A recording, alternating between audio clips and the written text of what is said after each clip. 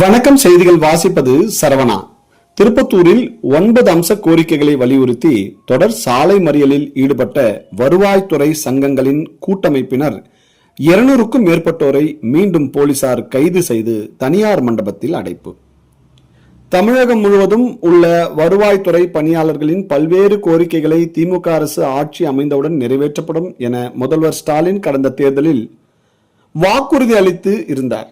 இதனை அடுத்து கடந்த 5 ஆண்டுகளில் வருவாய்த்துறையினர் பல கட்டங்களாக வருவாய்த்துறை பணியாளர்களுக்கு கொடுத்த வாக்குறுதியை நிறைவேற்றுமாறு அனைத்து மாவட்ட ஆட்சியர் அலுவலகம் முன்பு போராட்டங்களை நடத்தி வந்தனர். ஆனால் திமுக அரசு எந்த ஒரு போராட்டங்களுக்கும் செவி சாய்க்காமல் வருவாய்த்துறையினரை புறக்கணித்து வந்ததால் கடந்த 8 நாட்களாக சங்கங்களின் கூட்டமைப்பினர் அலுவலகம் செல்லாமல் மாவட்ட ஆட்சியர் அலுவலகம் முன்பும் கால வரையற்ற போராட்டத்தில் ஈடுபட்டு வந்தனர். இந்த நிலையில் திருப்பத்தூர் வட்டாட்சியர் அலுவலகம் முன்பு திருப்பத்தூரிலிருந்து கிருஷ்ணகிரி செல்லும் மெயின் ரோட்டில் 200க்கும் மேற்பட்டோர் திமுக அரசுக்கு எதிராக கோஷம் எழுப்பி சாலை மறியலில் ஈடுபட்டனர். அப்போது காவல்துறையினர் சாலை மறியலில் ஈடுபட்டவர்களை கைது செய்து தனியார் மண்டபத்தில் அடைத்தனர்.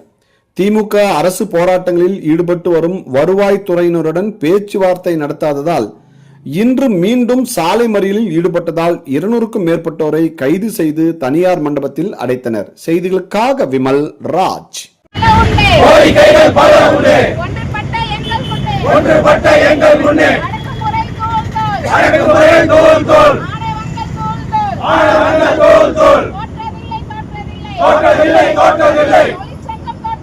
தொழிற்சங்கம் தோற்றதில்லை.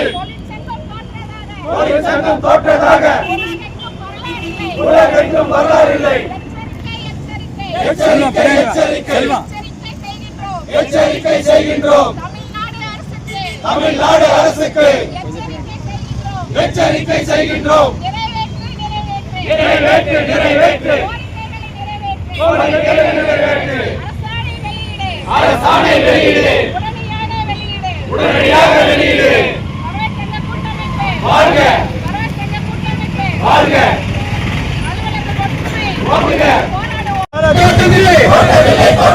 தொழிற்சங்கம் தோற்றதில்லை. எச்சரிக்கை செய்கின்றோம். தமிழக அரசு எச்சரிக்கை செய்கின்றோம். வெளியிடுக வெளியிடுக அரசாணை வெளியிடுக. கோரிக்கைகள் பல உண்டு. கோரிக்கைகள் பல உண்டு. ஒன்று பண்ணுவோம்.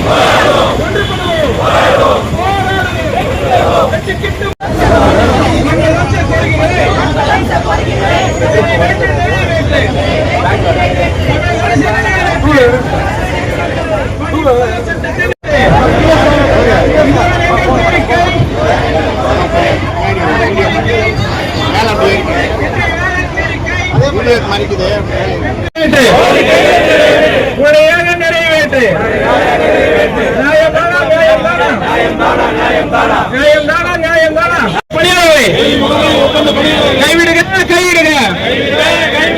நியாயமான கோரிக்கைகள்